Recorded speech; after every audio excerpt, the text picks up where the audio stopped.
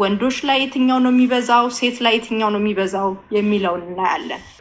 ኤስትሮጅን ሴቶች ላይ ነው በብዛት የሚገኘው ቴስቶስትሮን ደግሞ ወንዶች ላይ ነው። ቴስቶስትሮን ወደ ሴት ከመጣ ለጤና አደገኛ ነው አለ ሴቶች ላይ ይመረታል ግን በጣም ጥቂት ነው።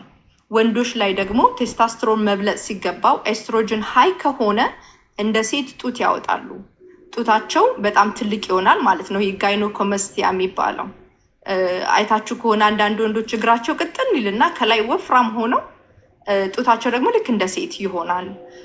እንደ ሴት ሊያወሩ ይችላሉ ድምጻቸው ቀጭን ሆኖ እንደ ሴት አክት የሚያደርጉ ካያቻቸው ኤስትሮጅን በጣም ከፍ ያለ በሰውነታቸው ሲሆን ነው።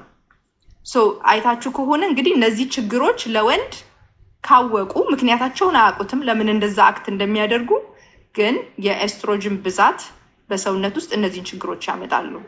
ኤስትሮጅን ወንዶች ላይ በጣም የሚመረተው ለምንድነው? ኤስትሮን የሚባለው A1 ሜድ ፋት ሴል ላይ ስለሚሰራ ሰውነታችን እየከበደ በመጣ ቁጥር ክብደታችን እየጨመረ ሲመጣ እነዚህ ኤስትሮጅኖች ይመረታሉ። ለዛ ነው ወንዶች ሰውነታቸው ጌን ማድረግ ሲጀምር መወፈር ሲጀምሩ ኤስትሮጅን በሰውነታቸው ውስጥ እየበዛ ይመጣና ቴስቶስትሮን ይቀንሳል ማለት ነው።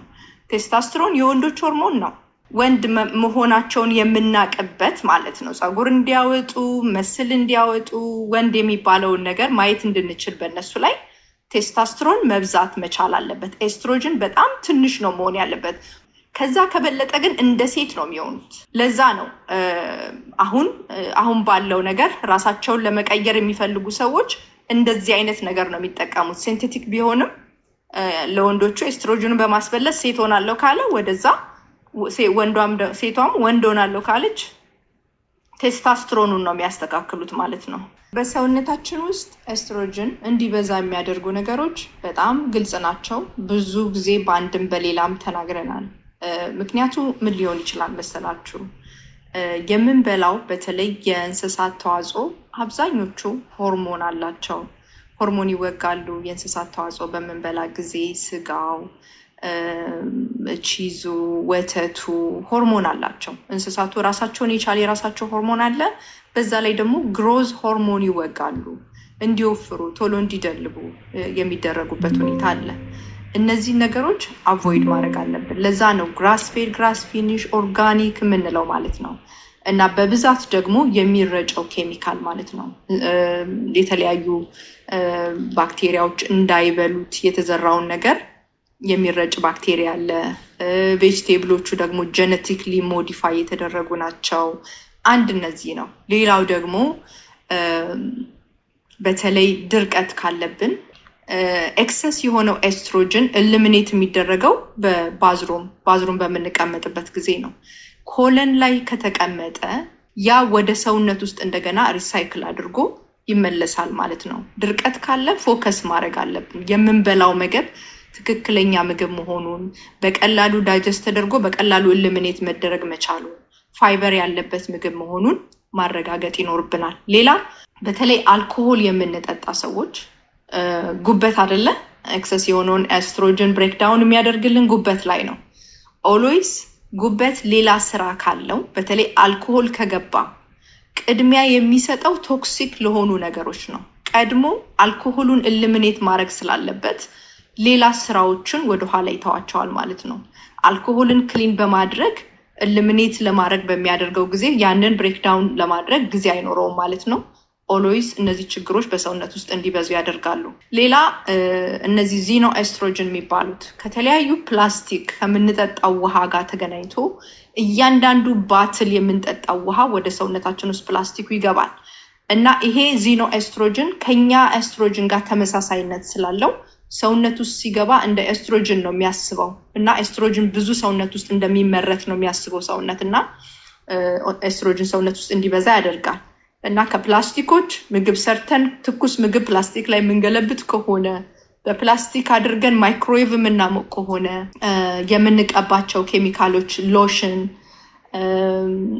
በተለይ እነዚህ አንቲባክቴሪያል የሆኑ ሎሽኖች እነሱን ነገር አቮይድ አድርጉ። ሎሽን መብላት የምንችለው ነገር መሆን አለበት። ብንበላው ጉዳት የማያመጣ በአፋችን ልናስገባው የምንችለው ነገር ነው ቆዳችን ላይ መጠቀም ያለብን እና ሎሽኖችን አቮይድ አድርጉ። ፐርፊውም፣ ሽቶ፣ ካርቦሃይድሬታችሁን የቀነሳችሁ መምጣት በጣም ጥሩ ነው። ከመብላታችሁ በፊት ካርቦሃይድሬት ደግሞ መብላት አለብን ብላችሁ የምታስቡ ከሆነ ኦሎይስ የግሉኮስ ስፓይኩን ለመቀነስ የምትበሉት ምግብ ላይ ኦሎይስ ፕሮቲን እና ቬጅቴብል እንዲኖር አድርጋችሁ ፕሮቲኑን ቬጅቴብሉን ጨርሳችሁ ከበላችሁ በኋላ ወደ ካርቦሃይድሬቱ ብትመጡ ጥሩ አማራጭ ነው። ምግብ ከበላችሁ በኋላ ዋክ አድርጉ። 10-15 ደቂቃ በደንብ አድርጋችሁ ዋክ አድርጉ። ይሄ ደም ውስጥ ያለውን ግሉኮስ በደንብ አድርጎ ይቀንሳል። በዚህ ሀገር ያው ጌማቸውን እየተጫወቱ ምናምን ዲፕረስድ ስለሚሆኑ ወጣቶቹ በጊዜ ቴስታስትሮን መውሰድ ጀምረዋል። ሪፕሌስመንት፣ ሲንቴቲክ ሪፕሌስመንት ማለት ነው፣ የሆርሞን ሪፕሌስመንት እና አብዛኞቹ ወንዶች ኤርሊ እሱን ስለሚጀምሩ ብዙዎቹ መውለድ አይችሉም። ይገርም ነገር ወንድ የወንድ ስራ ሲሰራ ነው ሞር እንደ ወንድ እየሆነ የሚሄደው። ልጆች ግን በአሁን ጊዜ በቃ ጌም ላይ ነው፣ ተኮራምተው ጌም ላይ ነው እና ሌላ ነገር ማድረግ ስለሚያቅታቸው ሴክሹዋል ላይፋቸው ራሱ በጣም ደካማ ነው። ስለዚህ አሁን ኤርሊ ኤጅ ቴስታስትሮን መውሰድ ጀምረዋል እና ያ ቴስቲክላቸውን ሽሪንክ እንዲያደርግ ያደርገዋል። ልጅ ለመውለድ ያቅታቸዋል ማለት ነው። ችግር ውስጥ ነው ያሉት ወንዶችም። ሰውነቱ ጌን እያደረገ ከመጣ እየወፈረ ከመጣ ሰውነታችን ውስጥ ኦሎይስ የፋት ሴል እያደገ ከመጣ ቴስታስትሮን በተቃራኒው ነው የሚሆነው። ኤስትሮጅን እየበዛ ነው የሚመጣው ማለት ነው። ምክንያቱም ቅድም እንዳያችሁት ኤስትራዲዮል የሚባለው የፌዝ 1 ከፋት ሴል እንደሚመረት አይተናል። የፋት ሴል ነው ፕሮዲውስ የሚያደርገው እና ፋት እየጨመረ ሲመጣ ቴስታስትሮን እየቀነሰ ይመጣል። ስለዚህ ባል እየወፈረ ሲመጣ ያ ችግር ፌስ እያደረገ ነው። ታይፕ 2 ዲያቤቲክስ ያለባችሁ ወንዶች ታውቁታላችሁ ስትራግል እንደምታደርጉ። ሴክሹዋል ላይፋችሁ 0 ነው የሚገባው አይደለ? ምክንያቱም ኢንሱሊን ግሮዝ ሆርሞን፣ ኢንሱሊን ከፍ አለ ማለት ግሮዝ ሆርሞን ኦልዌይስ ወደታች ነው የሚወርደው። ኢንሱሊን በሌለበት ነው ግሮዝ ሆርሞን የሚመረተው። ስለዚህ እነዚህ ነገሮች ባላንስ ካላደረግን ስትራግል እናደርጋለን። መፍትሄው ደግሞ በጣም ቀላል፣ ቴስታስትሮን ከኤስትሮጅን ጋር ካልተመጣጠነ ማለት ቴስታስትሮኑ 10 ሆኖ ኤስትሮጅን 1 መሆን አለበት። ቫይታሚን ዲያችሁ ደግሞ ከ30 እስከ 100 መሆን አለበት። ዩሲ ቫይታሚን ዲ ሃይ ሆርሞኑ እንዴት ከፍተኛ እንደሆነ በጣም ኢምፖርታንት ነው። ቫይታሚን ዲያችሁ ሃይ መሆን አለበት። እነዚህ ሶስቱ አንድ ላይ ከሆኑ ነው ጥሩ የወንዶች ሆርሞን አለው ይሄ ሰው የሚባለው ማለት ነው። እነዚህ ነገሮች ካልተሟሉ ግን ኤንድሮፖዝ ይባላል አይደለ? ኤንድሮፖዝ ማለት የወንድ ሞኖፖዝ ማለት ነው።